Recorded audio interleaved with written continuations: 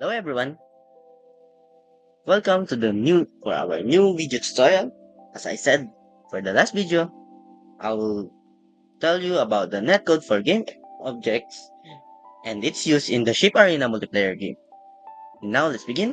Today, I will explain what netcode for game object is, and its features and networking concepts and how it is implemented in Ship Arena, a naval battle game that is inspired by Tank.io. We will also discuss why netcode for game objects was chosen over other networking solutions. Let's begin. Netcode for game objects.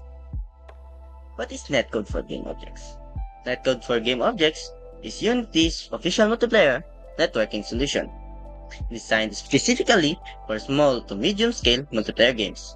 It provides an efficient, server authoritative model for synchronizing game objects across network clients. Netcode for game objects is free, open source, and part of Unity's multiplayer tools suite, making it a robust solution for real-time multiplayer experiences.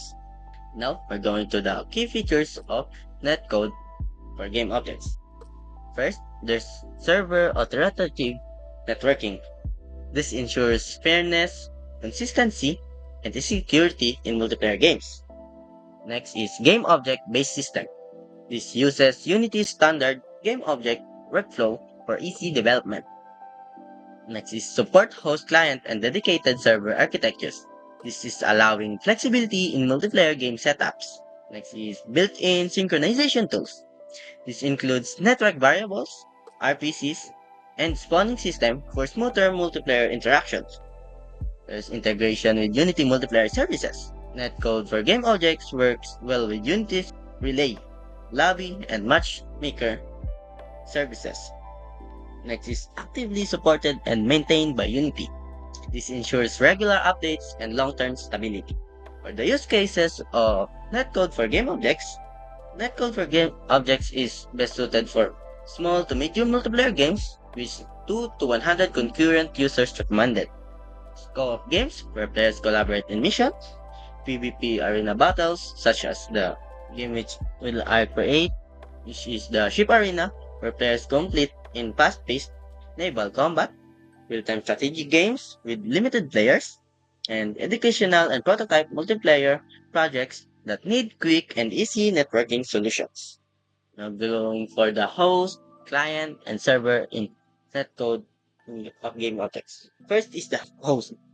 It acts as both the server and client, typically used in peer-hosted games where one player manages the game session. Next is for the client, a player that connects to the host or server, sending player actions and receiving game state updates. For the server, the authoritative source of truth, processing gameplay logic, synchronizing the game state across all clients. The server can be dedicated or part of a host client setup. Now we're going for the networking concept of NGO. First is authority. Authority determines which system, server or client, controls an object state and behavior. NGO uses a server authoritative model, meaning the server makes the final decision on all gameplay events. This ensures fairness and security, preventing cheating and synchronization issues. Next is client-server topology. The server is the single source of truth. Clients send inputs to the server, and the server sends back validated updates. This setup is commonly used in competitive multiplayer games because it prevents cheating and ensures game fairness. This is server and host architecture. In this architecture, one player acts as both the client and the server. It's also called the host. The host manages game logic while playing simultaneously. This setup is ideal for small co-op games and private matches with friends. Next is distributed authority topology. In peer-to-peer games, authority is shared across clients and servers. However, NGO mainly focuses on server authoritative setups. We're going to the ownership and authority and NGO. We're going to understanding ownership and authority. First is the ownership. Ownership means a client controls a network object. The server grants and manages ownership, allowing clients to send updates on object they control. Ownership race conditions. These occur when clients try to take ownership of an object at the same time. NGO provides built-in system to resolve conflicts and maintain consistent authority over objects. Going to the networking components in NGO.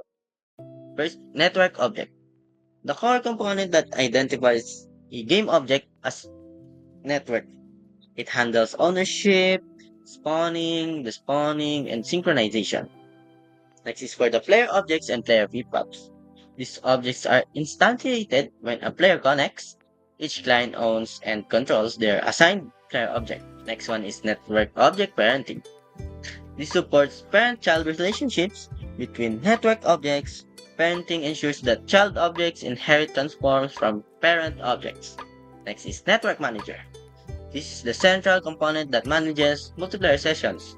It handles connection management, starting or stopping servers, spawning player objects, configuring game modes, which is host, server, client, through network manager. Next one is network transport. This synchronizes an object position, rotation, and scale across the network. It includes interpolation and prediction for smooth movement. Now, we're going to the game, which is the Ship Arena. Ship Arena is a multiplayer naval battle game inspired by Tank IO, where players control galleon ships instead of towns. Players navigate an open sea and engage in PvP combat against other players in real time. The objective is to become the most powerful galleon on the map by having the highest enemy kill within the time limit. Now, we're going to the core gameplay elements. First is ship control and navigation. Players control galleon ships from a third-person perspective, moving across an open oceans arena. For the PvP enabled combat, players fire cannons and launch broadsides to sink enemy ships. The objective is to defeat other players and survive as long as possible. And next one is be replayable and competitive. To have a fast-paced round, encourage replayability and leaderboard competition. Now we're going to the why use netcode for game objects instead of other methods. The decision to implement netcode for game objects in Ship Arena was based on a careful consideration of the game's design goals, player experience, and development efficiency. For the game scale and complexity, Ship Arena is designed for small to medium-sized multiplayer, such as typically 2 to 8 players. NGO is optimized for these player counts, making it perfect for fleet-based combat and real-time synchronization. For the server authoritative synchronization, NGO ensures smooth ship movement, cannon fire synchronization, and fair gameplay without requiring high performance scalability like netcode for entities, which is suited for large-scale MMOs or RTS games. For the development simplicity and integration, NGO is fully integrated with Unity's multiplayer tools, including Relay, Lobby, and Matchmaker services. Unlike Photon, Fusion, or NCE, NGO does not require deep DOTS or ECS knowledge or complex server configurations, making development faster and more efficient. For the performance and reliability, NGO's prediction and interpolation system reduce latency issues and ensuring smooth gameplay. Its server authoritative design ensures fair gameplay by reducing opportunities for cheating, which is critical in a competitive PvP environment. NGO's performance comfortably supports Ship Arena's network entities with galleons, cannonballs, and environmental hazards without the need for high performance scalability that NVE would provide. For the cost and support, NGO is free and open source, making it cost effective for an indie or small studio project, unlike Photon, which often involves usage-based pricing. For cloud services and server hosting, NGO offers a budget-friendly alternative. Unity actively maintains NGO with updates and community support, ensuring long-term compatibility with future Unity versions. That's it. In summary, NGO is an ideal networking solution for Ship Arena, providing efficiency, cost effectiveness, and ease of integration. Thank you for watching this presentation. I hope you gained valuable insights into multiplayer game networking with NGO. See you in the next video.